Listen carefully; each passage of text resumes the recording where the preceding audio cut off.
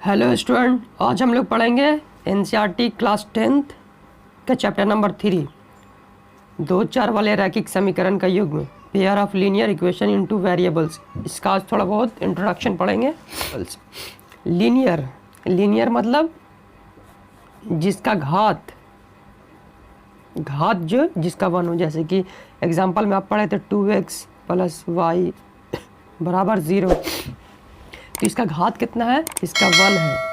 Linear मतलब 1। Equation के मतलब होता है कि जैसे 2x + y इतना इक्वल टू 0, तो इतना इक्वल टू 0 इसको इक्वेशन बोलते हैं। इनटू वेरिएबल्स, टू वेरिएबल्स का मतलब होता है कि दो हो, मतलब कि x एंड y या p एंड z, मतलब अल्फ़ाबेट में कोई भी 26 अल्फ़ाबेट में कोई भी आप 2 लेटर ले सकते हैं इसमें x y जैसे, लेकिन ज़्यादातर हम लोग x और y का यूज़ करते हैं, उसको बोलते हैं टू वेरिएबल्स। और पेयर मतलब दो, मतलब इसमें क्या है कि दो समीकरण रहेंगे। जैसे कि a1x + b1y + c1 = 0, a2x + b2y + c2 = 0।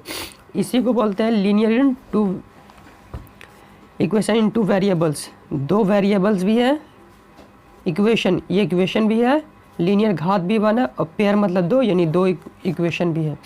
तो इसी को बोलते, आज इसी के बारे में थोड़ा बहुत हम लोग जानेंगे। तो देखिए, इसको हल करने का, यानी इसको बनाने का, ये जो टू वेरिएबल इक्वेशन है, इसको बनाने के लिए दो मेथड होते हैं। पहला मेथड को बोलते हैं ग्राफिक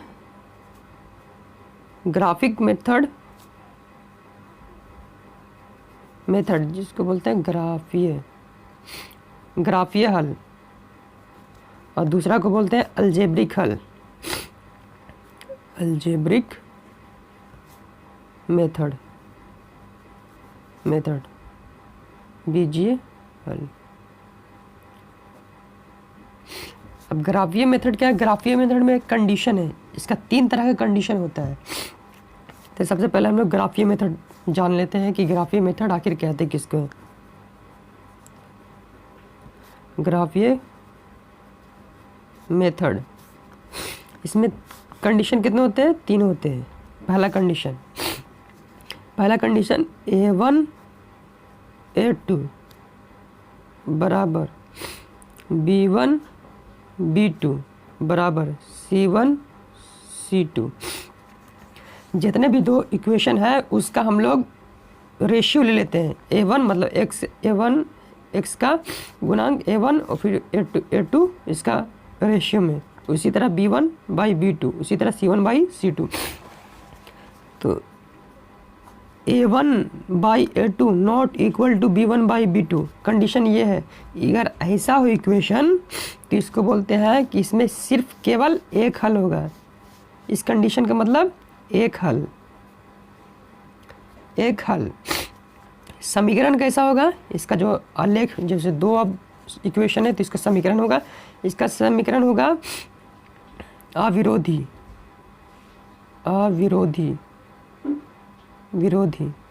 आलेख कैसा बनेगा? प्रतिच्छेदी। मतलब इसका जो आलेख बनेगा तो एक दूसरे को काटेगा,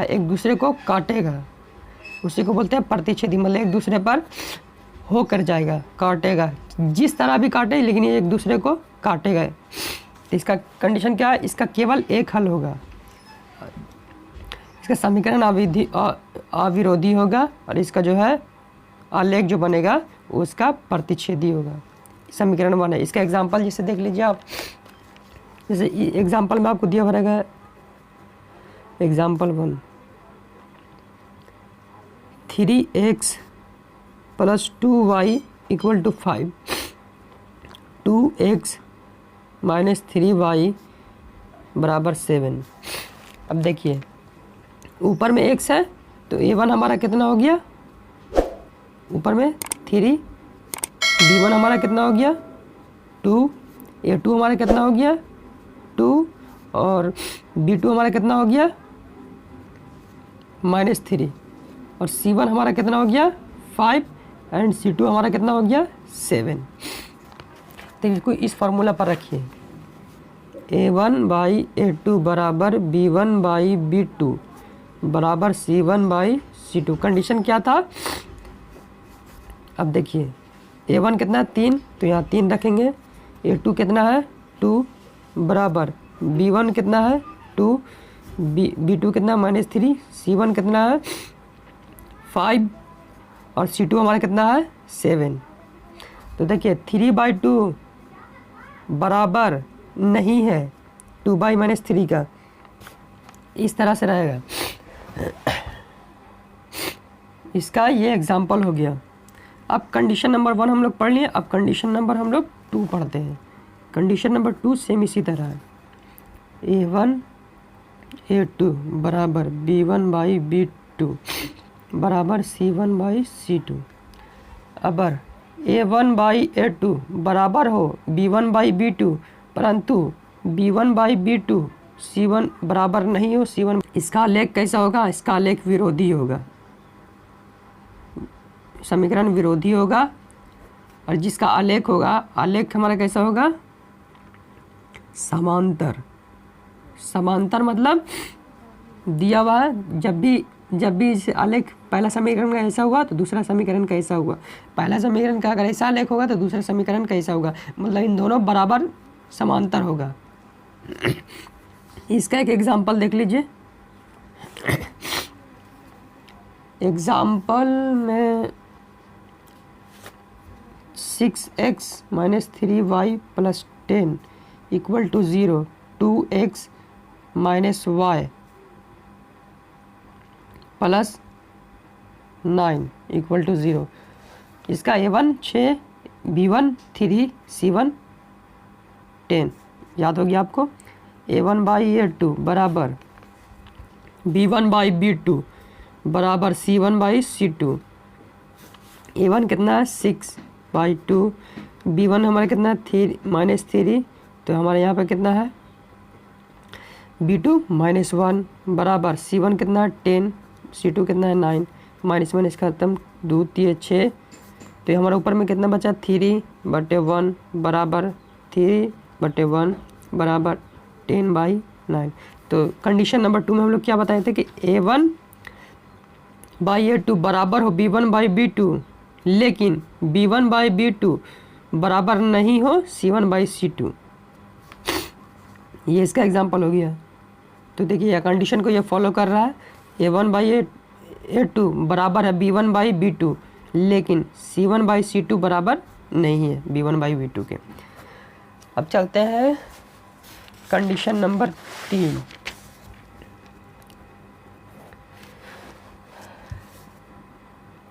कंडीशन 3 में A1/A2 बराबर B1/B2 बराबर C1/C2। इसमें क्या है, A1/A2 बराबर हो B1/B2 बराबर हो C1/C2, इसमें तीनों आपस में बराबर हो। अगर ऐसा कंडीशन, अगर ऐसा समीकरण हो तो इसमें क्या है, हलों की संख्या अनंत, हलों की संख्या अनंत हल है, अनंत हल है। इसका समीकरण कैसा होगा, संपाती, संपाती आलेख आश्रित। संपाती का मतलब कैसे, हलों की संख्या है, जैसे पहला समीकरण का आलेख ऐसे गया तो दूसरा भी समीकरण का आलेख इसी पर होते हुए जाएगा, इसी को बोलते हैं संपाती आश्रित। इसी पर मतलब पहला का भी उसी पर और दूसरा का समीकरण का भी उसी पर, इसी को बोलते हैं आश्रित। तो ये हो गया तीसरा कंडीशन, मतलब ग्राफीय विधि से हल हो गया। अब हम लोग सीखते हैं क्या, अलजेब्रिक विधि से। कंडीशन 2 उसमें क्या है, अलजेब्रिक मेथड। देखिए अलजेब्रिक मेथड से हल करने के लिए 5 मेथड है। तो चलिए सबसे पहले 5 मेथड को हम लोग जानते हैं। 5 मेथड आखिर कौन कौन है, तो चलिए पहला देखते हैं। पहला जो हमारे लिए फेमस है, ज़्यादातर हम लोग लीनियर टू इक्वेशन में ज़्यादातर हम लोग इसी मेथड का यूज़ करते हैं। तो सबसे पहला हमारा क्या है, लुप्तीकरण। लुप्तीकरण विधि, करण विधि, ये विधि, या इसी को हिंदी में बोलते हैं विलोपन विधि। विलोपन विधि विधि इसको इंग्लिश में क्या बोलते हैं? इंग्लिश में इसको बोलते हैं बाई एलिमिनेशन, एलिमिनेशन मेथड। ज़्यादातर लुप्ति मतलब एक को लुप्त करना है, दूसरा का मान निकालना है। इसका हम लोग, इसका बेसिक, इसका मतलब इसे हम लोग जब क्वेश्चन सॉल्यूशन करेंगे तो इसे हम ज़्यादा अच्छा से समझेंगे। अब पहला हो गया। अब दूसरा मेथड जो है वो होता है तुलनात्मक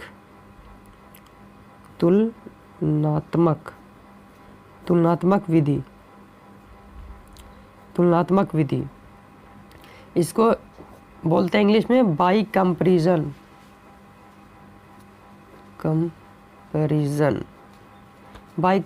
मेथड।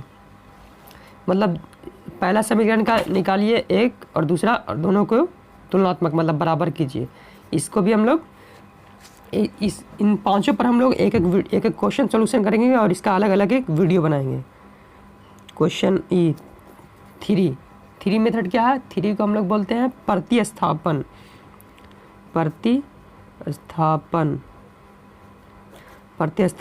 विधि। इसको इंग्लिश में बोलते हैं बाई सब्स्टिट्यूशन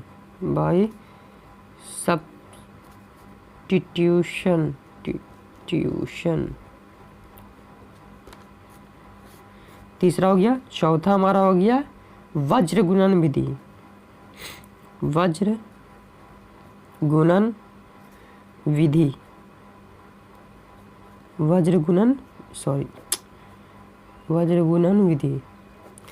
इसको हम लोग बोलते हैं इंग्लिश में बाई क्रॉस मल्टीप्लिकेशन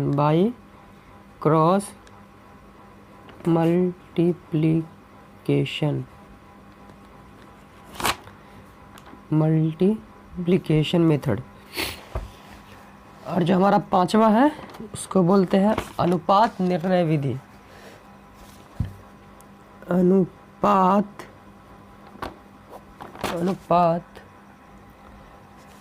अनुपात निर्णय विधि। इसको इंग्लिश में बोलते हैं बाई रेशियो डिटर्मिनेशन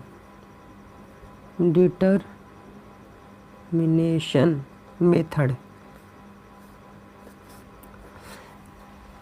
तो ये अलजेब्रिक मेथड से हल करने के लिए कितने होते हैं? पांच मेथड होते हैं। लुप्तीकरण, तुलनात्मक, प्रतिस्थापन, वज्र गुणन विधि और अनुपात निर्णय विधि। तो इन पांचों का हम एक एक अलग अलग क्वेश्चन से बताएंगे और इन किसी भी मेथड से बनाइए इक्वेशन को, आंसर हमारा सेम आएगा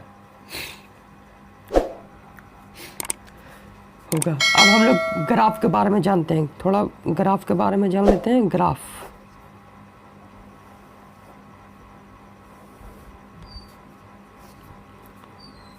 वर्टिकल लाइन को y और हॉरिजॉन्टल लाइन को x, इसके अपोजिट साइड x डैश, ऊपर में y, नीचे में y डैश। देखिए, और जहाँ पे मूल बिंदु है यहाँ पर 0 0। इधर जितने भी सारे नंबर रहते हैं ये सारे पॉजिटिव में होते हैं, और x डैश इधर जितने नंबर होते हैं ये सारे नेगेटिव में होते हैं। ऊपर में जितने नंबर होते हैं सारे पॉजिटिव में, और नीचे जितने नंबर रहते हैं वहाँ सारे नेगेटिव में। मतलब इसको याद करने का मेथड है कि अगर सिर्फ x रहा तो इधर सारी पॉजिटिव, अगर x और उस पर डैश रहा तो इधर सारे नेगेटिव, y रहा तो सारा पॉजिटिव, और नीचे y डैश रहा तो सारा नेगेटिव नंबर रहेगा। और जहाँ पर x अक्ष और y अक्ष एक दूसरे को काटते हैं वहाँ पर मूल बिंदु कहते हैं। मूल बिंदु पर x और y का मान 0 0, और यहाँ पर जो कोण बनता है वो 360 डिग्री का कोण बनता है। मूल बिंदु पर कितना का कोण बनता है? 360 डिग्री का। सबसे इम्पोर्टेंट क्वेश्चन, x अक्ष को क्या चीज़ कहते हैं? भुज कहते हैं। और y अक्ष को क्या कहते हैं? कोटि। x मूल बिंदु से x की तरफ जाने पर मान बढ़ता है, बढ़ेगा और x मूल बिंदु से x डैश की तरफ जाने पर मान घटता है। उसी तरह y मूल बिंदु से y तरफ जाने पर इसका मान बढ़ता है और मूल बिंदु से y डैश की तरफ आने पर इसका मान घटता है। ओके, और x अक्ष और y अक्ष एक दूसरे का लंबवत होते हैं, मतलब जिधर से भी देखिएगा 90 डिग्री का कोण बनेगा, जिधर से भी देखिए 90 डिग्री का कोण बनेगा, एक दूसरे को परपेंडिकुलरी काटता है, मतलब सीधा सीधी। तो यहाँ पर 90 डिग्री का कोण बनता है। अब देख लीजिए, इसको बोलते हैं फर्स्ट टर्म, इसको सेकंड पद, इसको बोलते हैं थर्ड पद, इसको बोलते हैं फोर्थ पद। फर्स्ट पद में हमारा सारा मान पॉजिटिव पॉजिटिव, सेकंड में नेगेटिव पॉजिटिव, थर्ड में नेगेटिव नेगेटिव, फोर्थ में पॉजिटिव नेगेटिव। याद रहेगा आपको, x मतलब फर्स्ट पद में आपको क्या रहेगा, x का मान भी पॉजिटिव और y का मान भी पॉजिटिव। दूसरा सेकंड पद में x का मान नेगेटिव और y का मान पॉजिटिव। तीसरा में आएगा, तीसरा में दोनों नेगेटिव, x और y दोनों नेगेटिव। चौथा में x पॉजिटिव y नेगेटिव। और जान लीजिए, अगर x अक्ष पर y का मान 0, x अक्ष पर y का मान 0, इसी तरह y अक्ष पर x का मान 0, y अक्ष पर x का मान 0। अगर x अक्ष पर अगर कोई बिंदु, मतलब कोई भी समीकरण खाली सिर्फ ऐसे काटा तो ये x अक्ष का मान है और y यहाँ पे हमारा 0 हो जाएगा। इसी तरह अगर कोई समीकरण अगर इस पर ऐसे कटा तो y का मान है x का मान 0 हो गया।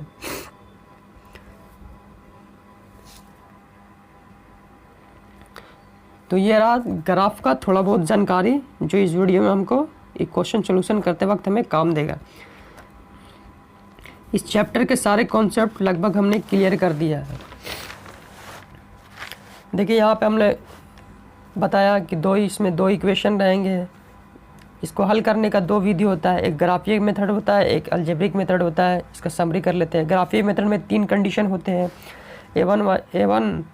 a1/a2 not equal to b1/b2। अगर ऐसा कंडीशन का कोई समीकरण है तो उसका सिर्फ एक हल होगा, समीकरण का एक हल होगा, इसका समीकरण विरोधी होगा, इसका जो आलेख बनेगा वो प्रतिच्छेदी, मतलब एक दूसरे को काटेगा। दूसरा कंडीशन में था a1/a2 बराबर b1/b2, लेकिन c1/c2 बराबर नहीं हो, इसमें कोई हल नहीं होगा, इसका विरोधी होगा, इसका आलेख समांतर होगा। तीसरा में हमने बताया a1/a2 बराबर b1/b2 बराबर c1/c2, अगर ऐसा हो तो इसमें तीनों बराबर हो और इसमें हलों की संख्या अनंत होगा, संपाती आश्रित होगा, मतलब एक दूसरे पर एक समीकरण दूसरे समीकरण पर आश्रित होगा। अब दूसरा मेथड में अलजेब्रिक मेथड में हम लोग बताया लुप्तीकरण विधि से, तुलनात्मक विधि से, प्रतिस्थापन, वज्र गुणन अनुपात विधि से। इस पर एक अलग अलग वीडियो बना दूंगा। और ग्राफ के बारे में हमने थोड़ी बहुत जानकारी ले ली है। तो आई होप कि आपको ये वीडियो पसंद आया होगा। Thank you.